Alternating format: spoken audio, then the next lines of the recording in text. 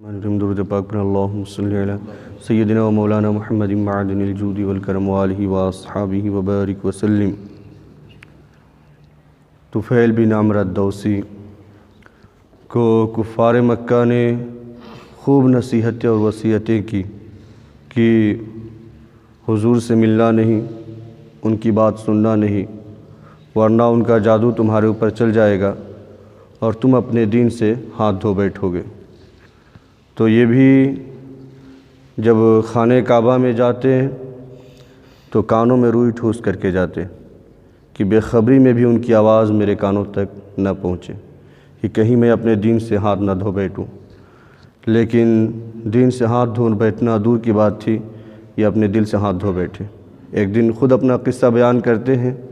اور کہتے ہیں کہ میں خانہ کعبہ کے اندر گیا، میں نے دیکھا کہ حضور رحمت عالم صلی اللہ تعالیٰ علیہ وسلم کعبہ شریف کے بالکل قریب نماز ادا فرما رہے ہیں۔ یہ کہتے ہیں کہ اللہ تبارک و تعالیٰ نے چاہا کہ میری مرضی کے بغیر ہی اس کے حبیب کی آواز میرے کانوں میں جائے، اور اللہ کے رسول صلی اللہ تعالیٰ علیہ وسلم نماز ادا فرما رہے تھے، ان کی آواز میرے کانوں میں پہنچی اور میں حضور کے قریب جا کے کھڑا ہو گیا۔ میں حضور کے قریب جا کے کھڑا ہو گیا، اور جب وہ دلکش آواز میں نے سنی تو میں نے خود اپنے آپ کو سرزنش کی، اپنے آپ کو ڈانٹا اور کہا وَاسْقُلْ اُمِّی، میری ماں کے بچے مرے۔ یہ جب اپنے آپ کو کوئی ڈانٹتا ہے یا بولتا ہے تو عرب کے لوگ اس طرح کی باتیں کرتے ہیں، تو انہوں نے کہا میری ماں کے بچے مرے، وَاللَّهِ إِنِّي لَرَجُلٌ لَبِيبٌ شَاعِرٌ مَا يَخْفَى عَلَيَّ الْحَسَنُ مِنَ الْقَبِيحِ، کہا کہ خدا کی قسم میں عقل مند آدمی ہوں، شعر و شاعری جانتا ہوں، گفتگو اور کلام میں کہاں اچھائی ہے اور کہاں برائی ہے اس کی پہچان میرے پاس ہے۔ میں اچھی طرح جانتا ہوں کہ کون سی بات اچھی ہے اور کون سی بات بری ہے۔ فَمَا يَمْنَعُنِي أَنْ أَسْمَعَ مِنْ هَذَا الرَّجُلِ، تو کون ہے جو مجھے اس آدمی کی بات سننے سے روک سکتا ہے؟ اتنی دلکش آواز ہے، اتنا خوبصورت کلام کرتا ہے، اتنی خوبصورت باتیں کر رہا ہے، اتنے خوبصورت انداز میں اللہ کی عبادت کر رہا ہے، کون ہے مجھے جو اس کی بات سننے سے روک دے اور مجھے منع کر دے؟ تو کہتے ہیں کہ پھر میں نے کہا فَإِنْ كَانَ يَأْتِي بِهِ حَسَنًا قَبِلْتُهُ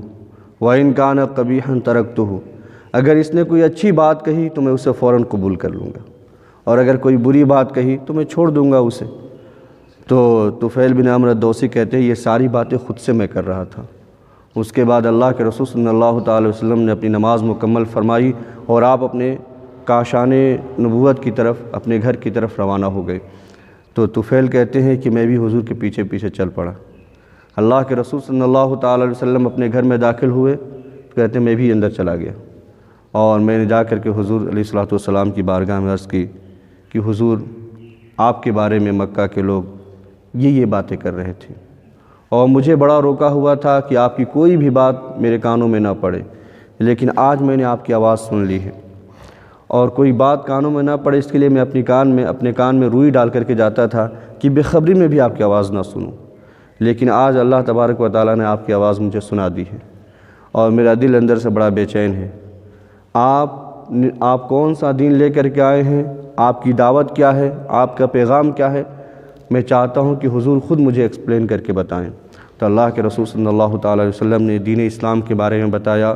اور قرآن پڑھ کر کے سنایا۔ طفیل بن عمرو کہتے ہیں کہ جب اللہ کے رسول صلی اللہ تعالی وسلم نے قرآن پڑھ کے سنایا تو میں نے قسم کھا کے کہا کہ آج تک ایسا دلکش کلام اور دل کو ایسا امپریس کرنے والا کلام میں نے آج تک نہیں سنا ہے، اور اس دین کے اندر جو عظمت اور سچائی ہے ایسا دین میں نے آج تک پورے عرب میں کہیں نہیں دیکھا ہے۔ تو میں آپ کے دست اقدس پر کلمہ پڑھ کر کے مسلمان ہوتا ہوں، آپ مجھے کلمہ پڑھا دیجیے۔ تو اللہ کے رسول صلی اللہ تعالی وسلم نے انہیں کلمہ شہادت پڑھایا اور وہ مسلمان ہو گئے۔ اس کے بعد حضور علیہ الصلوۃ والسلام کی خدمت میں عرض کی یا رسول اللہ، میں اپنے قبیلے کا سردار آدمی ہوں، میرا پورا قبیلہ میری بات مانتا ہے، میں جو کہوں وہ تسلیم کر لیتا ہے، تو میں اب یہاں سے روانہ ہوتا ہوں مکہ سے، اور میں اپنے قبیلے میں جاتا ہوں، وہاں جا کر کے میں لوگوں کو اسلام کی طرف بلاؤں گا، اسلام کی دعوت دوں گا انہیں۔ تو حضور کی خدمت میں یہ گزارش ہے کہ میرے لیے کوئی نشانی مقرر فرما دے، کوئی ایسا سائن دے دیں کہ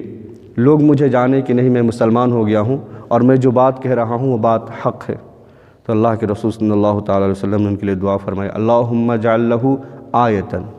یا اللہ طفیل کو کوئی سائن اور آیت اور نشانی عطا فرما دے۔